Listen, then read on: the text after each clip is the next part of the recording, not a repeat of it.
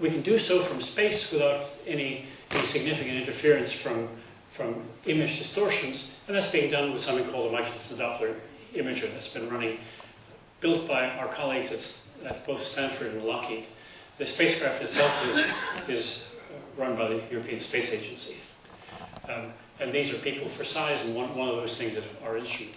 The other path has been to say, well, let's run a series of similar types of instruments from the ground, but to have a network that operates at 6 sites. So again, we are able to observe the sun nearly continuously, because eventually we want to be able to run Fourier transforms in time and space to be able to separate out the modes. So these have been running now for about 12 years. If we said, well, what does the sun look like in Doppler if we look at a patch 20 degrees across? We in fact look at the whole sun, but here's a patch. Well, the sound looks like this. The Doppler velocity looks like a very rumpled surface. Junk. But of course, junk to somebody, maybe somebody else's signal. So it's a question of how it works. But in fact, at the beginnings of this subject, there was great confusion because the great physicist Bob Layton from Caltech had a couple of students. Bob Noyes was one of them, and Alan Tidal was another one. George Simon was another. And they began to look at these images, and they realized that first of all, you had supergranulation as a strong signal in there, and you had this oscillation signal that had been known about. But if you could essentially filter out the oscillation signal, you could see the supergranules,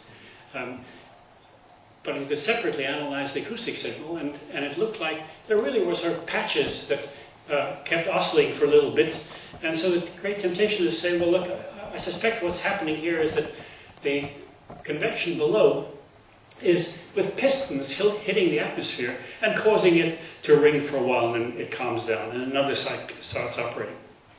And so there are papers written over about 10 years analyzing the piston response of the atmosphere of the sun to these pistons. Well, those are basically all wrong. They're interesting. There are response modes like that, but what we're really seeing is about 1 million modes leaking into the atmosphere where they're no longer propagating. At that point they're evanescent, but it's simply constructive or destructive interference from this very large number of modes. So you could sort that out by taking data like this or over the full sphere, projecting them onto spherical harmonic functions, carrying out a Fourier transform, and then what comes out of that looks like this. So the theoretical predictions for what the dispersion relationship that came from the analysis would look like this on the right-hand side as a function of a spherical harmonic degree here in the horizontal, and what the temporal frequency from the calculations would be. So there would be a number of ridges having to do with, distinguished by either fundamental in the horizontal, in the radial direction, excuse me, or 1 node, 2 node, 3 node, and so on, the various radial overtones here. And if we carry out observations for the order of a month, here is the power spectrum that results, and where the power is strong, the lines are dark. So here is in fact the fundamental, the P1, P2, P3, P4, P5, 6, 7, 8, 9, 10, 11, 12, 13, 14, 15, 16, 17, and so on. So the sun is rich in the spectrum, and if I say there are 1 million modes, well, up to about an angular degree of about 100, 120, if you zoom in on these, it really is an archipelago of where it seems to know the quantization rules of power only at interval values of L. There's confusion because you're not seeing the entire sphere, you're only seeing a portion of it, so there's crosstalk. And then beyond a certain point, it becomes continuous ridges. And we can exploit both of those aspects in some aspects of heliosismology. Now, if we said, well, look, what do the observed P-mode frequencies look like? Well, here it is. We've also put error bars on, but we put on error bars that are 1,000 times what we think is a real error bar, just so that they're even visible. And if we now then compare it to what we think are the theoretical frequencies after we've fixed up the sun by major sort of changes in opacity in certain locations as the physics was improved, the agreement is very close. Now, one might say, fine, well, okay, so what have you learned from that? Well, you can, in particular, look at what your the stratification of the sun is with radius. Now this is a little bit complicated. Here's the center of the sun, here's the surface.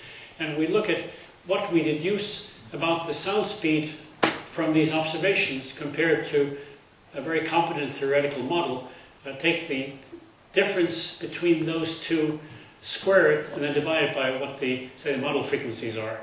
And so we find that the agreement is at the sort of a tenth of a percent level throughout much of that convection zone. This is near the base of the convection zone where there's still some uncertainty. This is the nuclear burning core region where it's a little bit different. But it's in remarkably close agreement, yet the main issue is to be able to use these differences to also try to figure out what is it we do not understand about the radial stratification. I mean, we have it pinned down pretty well. We found that to get to this, there has to have been a certain amount of helium settling out of the convection zone. There used to be much bigger changes in this region, but then the opacity calculations had to be significantly redone. They brought things into closer play. And there are clearly some things still we don't quite understand about the nature of probably the distribution of elements within the nuclear burning core region. There's been some discussion in the last few years that perhaps we don't really understand how much in terms of metals does the sun have. In our language, X, Y, and Z, X is the proportional amount of hydrogen, Y that of helium. Everything else, everything heavier than goes into the Z factor.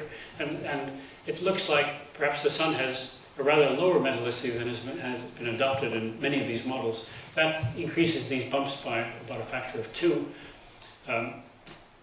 But that's an issue of sort of substantial debate and really research. But where does this influence us and heliocosmology?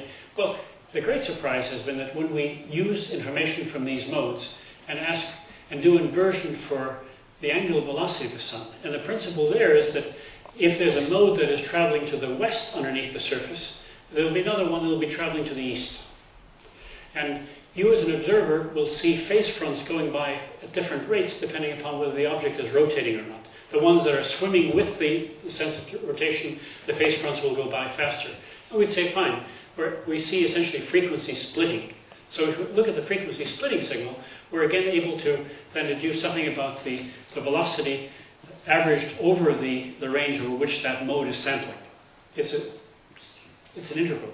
But if we then do inversion on that, and then say, fine, what do we deduce? Well, here's the surface of the sun. The equator is here, the pole is here. This is what we believe to be the base of the convection zone, 30% of the way in, 29%. And the rules are such that fast rotation is red in terms of rotation periods, about 25 days. Slow is blue, and things in between, about 35, 36, 38 days. The real surprise from heliocosmology was that we thought that we knew what the surface rotation was pretty well, but one would have guessed that the rotation would have been aligned on essentially cylinders that are parallel to the rotation axis, because basically a Taylor-Proudman theorem that if the rotational constraints are very strong, they'll try to build two-dimensional structures that don't vary much with the rotation axis. Well, the answer was that from the helioseismic inversions, that is not the result. Rather, it looks like the angular velocity is roughly constant on radial lines, not on cylinders. That's issue number one. And further, that at the base of the convection zone, it looks like things go into uniform rotation. And that the radiative interior, we have data that goes deeper, but not with the same level of confidence, that it looks like the radiative interior is in solid body rotation at about the rate at which the mid-latitudes rotate. Now, we've come to call, there's also a region of speed up of angular velocity just below the surface that extends about 5%, and there's this region down here which we've come to call the tachocline. Another rendition of the same thing looks like this. That if this is the surface and this is the base of the convection zone here, and if we take cuts through that data, either at the equator or 15 degrees or 30 degrees latitude, 45, 60 degrees, so these different angular cuts, the angular velocity looks like this. There's a region of speed up just below the surface, which will really be the focus of much of the work that will be continuing with further helioseismic investigations. We call this the near surface shear layer. We've seen evidence of that in terms of how the rate at which large magnetic structures rotate compared to the surface plasma. And then there's a tachocline at the base. Now, this all looks fairly smooth. The thickness of this tachocline is about 7 or 8% in proportional radius. And that's related to essentially the inversion procedures. That given the number of modes that we have available in their radial eigenfunctions, the inversion kernels have about that thickness. It could very well be that the Sun has a much narrower boundary layer. It probably isn't broader than that. And we can't distinguish between the two. On the other hand, this region is very well represented because there are many more modes available, and there the resolution is about 0.5% in proportional radius. So the message from this is that the Sun appears to be an object that has some subtlety, maybe something we don't quite share. It has two boundary layers. It has one near the surface, which you call the near surface shear layer, and that shearing flow certainly must influence many of the magnetic and velocity structures that we would be observing from near the surface. The other is this tachocline, and in a way we might call this the seat of a global dynamo, although it's a distributed process undoubtedly. It has strong shear, and it probably has a tendency to really comb and organize large-scale or fields into larger scale structures. And we're keenly interested in what is its detailed structure, what is its variability. That's sort of a saga that continues, particularly as we continue with work in helioseismology. There are other subtle questions about why is there a near surface shear layer and how does it behave. I want to just take a couple of minutes and say, well, there's another region by which we can study helioseismology, and that is if we go to much higher degree modes, they don't actually make it all the way around the Sun. They get essentially dispersed, they get re-excited. They work very well as samplers in the radial direction, but they don't know the quantization rules. But we could use those wave fields as analyzed over local patches to deduce about properties below that patch. One of these techniques is called ring diagram analysis. So we also say, well, this has come to be called local helioseismology because we look at the wave field in local patches in one way or another. They could be time distance and other things like this.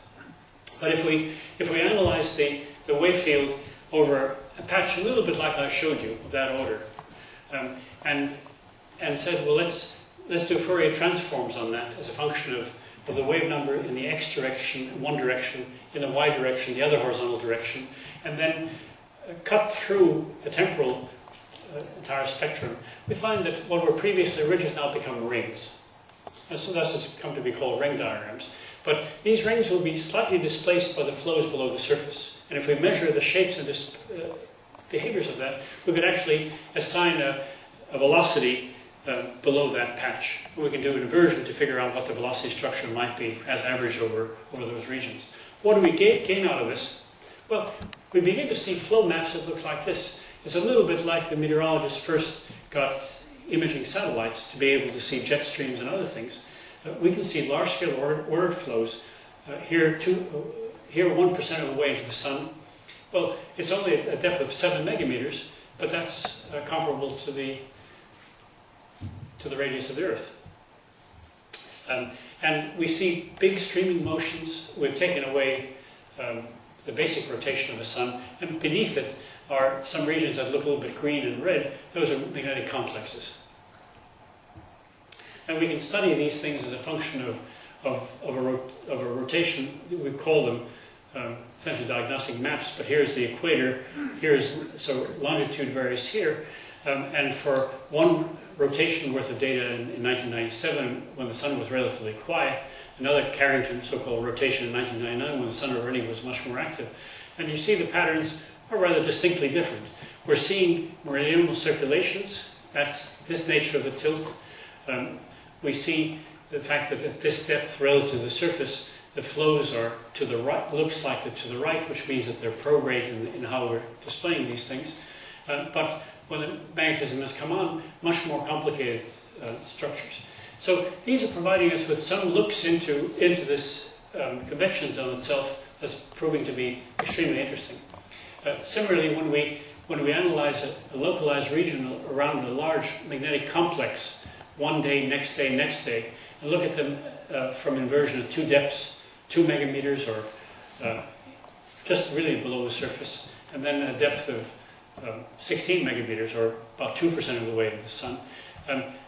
If we look at the flows in here, it looks like a jet almost forms as a function of time, but they're largely inflows into this magnetic complex at that depth.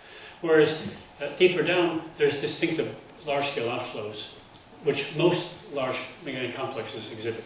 So there are clearly interactions between the large-scale magnetism of sunspots and with the flow fields in which they're embedded. Now, I'd like to spend really some time, last 15 minutes, on what we've been trying to do with simulations to try to understand this stuff. We've come to call these large-scale flows solar subsurface weather, or SSW, so they would have a name rather than meandering flows. And what we've started to do is to try to simulate the properties of this thing with studying turbulent convection in spherical shells that are also compressible and that rotate. And to see, can we understand how the solar differential rotation is established? Do we understand that a little bit better? And then pieces of trying to understand how the global dynamo may be operating. Things that Axel and company have been studying in more localized regions with great intensity of effort. But we've been trying to concentrate on what happens because you are actually in a spherical shell. What are the implications of that? Well, the way that we've approached that is to say, look, we really would like to study an entire spherical shell of fluid. We'd like to take into account that the motions take place possibly over a range of density scale heights, because it's fairly high density on the inside and less so on the outside, and take at least a significant fraction of the solar convection zone, not the entire one because of some technical difficulties in dealing with very fine-scale motions near the surface. Take a fairly realistic solar mean stratification as it comes out of structure models or from heliosismology. Use fairly simplified physics, perfect gas rate, diffusivity, but take into account that the motions are compressible. But here, because the sound speed varies so much and the convection speeds are not as great, we tend to filter out the acoustic waves, and that has come to be called the inelastic approximation.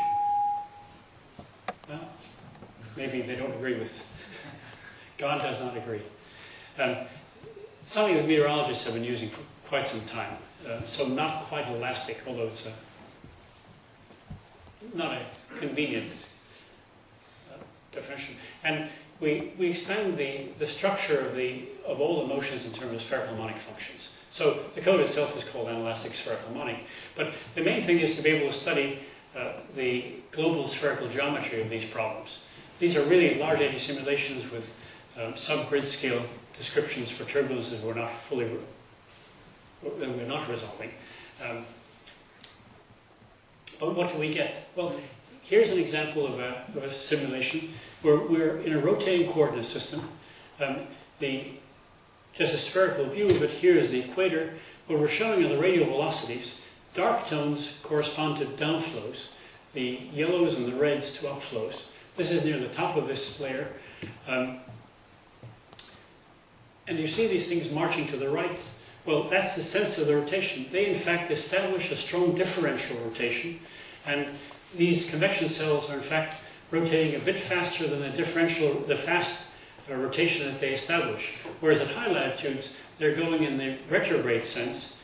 Now, the other thing is that they tend to have some structure alignments that look a little bit like Taylor-Proudman, aligned with the rotation axis at low latitudes, whereas it's much more isotropic motion at the higher latitudes.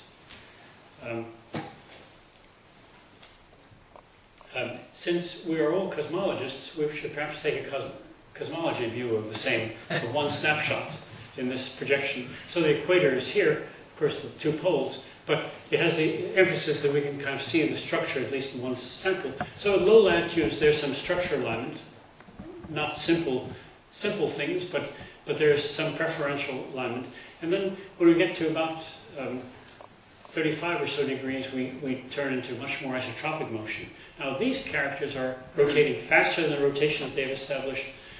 These, on the other hand, are slower. So this is prograde here, retrograde in here. And we started with conditions where the shell was just rotating uniformly at the average angular momentum of the sun, and then turned on the convection. And the convection itself has been sort of redistributing angular momentum into fairly stable configurations. We're not taking into account the near surface and the tachocline boundary layers, but I think we're getting it largely in the right, in the bulk of the zone. And if we looked at something like the vorticity squared, which is called entropy, all three components of it, it may be emphasized a little more strongly that there are these sort of marching fronts that are particularly visible at low latitudes and much more like spinning things at higher latitudes. All of these things are saturated with this projector. And again, that sort of character. Or if we looked at variations of temperature on a spherical surface from the spherical average, at this depth, the temperature is about 100,000 Kelvin, where we've cut things off. And we're seeing contrasts of about 10 Kelvin. So on average, slightly warmer equator, cooler mid-latitudes, hot pole, but it's a very small contrast. But this is consistent with essentially a thermal wind having been established that is one of the balance mechanisms for how the differential rotation is responding. And again, the world view. Now, what we get with these calculations is that we can, from these calculations, if we look at the angular velocity, we get a strong contrast from equator to pole. If we take cuts through this thing, the equatorial regions are here, the polar regions are here, and it's almost a 30% contrast, very much in the spirit of what we deduce from heliosmology.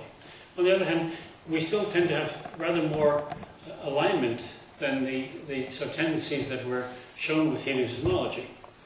But we found that if we say, well, look, what we have not included is a tachocline of shear or penetration at the base of this convection zone in these calculations.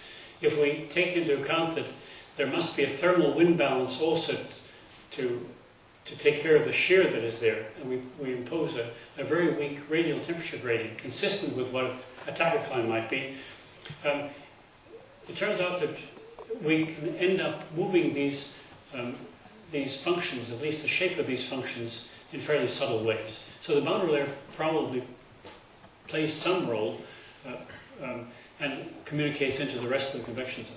Now, there's only sort of rather limited things that adjustments that can be done, and they're very small temperature contrasts, only about, near the base of the convection zone, our temperatures are about 2 million Kelvin, and by imposing a contrast of about 10 Kelvin, the resulting patterns can slightly drift. So I think we understand how, in the bulk of the convection zone, that differential rotation is established and probably maintained. Now, on the other hand, in these cases, probably resolution can also influence things. So we've then most recently proceeded to go to the sort of highest resolution calculations that we can do, and there are machines that have sort of a couple of thousand processors and they're fairly extensive runs. But the resulting patterns look like this, which looks much more complicated than the ones I just showed you. But in fact, there's also some systematic alignment still at low latitudes. The basic character is largely the same. It's just that near the surface, there's a greater fine-scale structure that has emerged. If we were to look at sort of movies of these things, where we take two cuts, we've chopped off the polar regions just so that two images could fit on the same thing. One is really near the top of the calculation, the other is some distance inwards. The large-scale ordering of structures that we're seeing is present here. In fact, these downflow lanes themselves tend to involve sort of motions being swept into downflow systems. The convection itself has multiple scales in it, but it has the connectivity from the top of the shell to the bottom by certain downflow systems. Very different than anything for mixing type of theories. I mean, we're over density contrast of about 130 or so from the top to the bottom.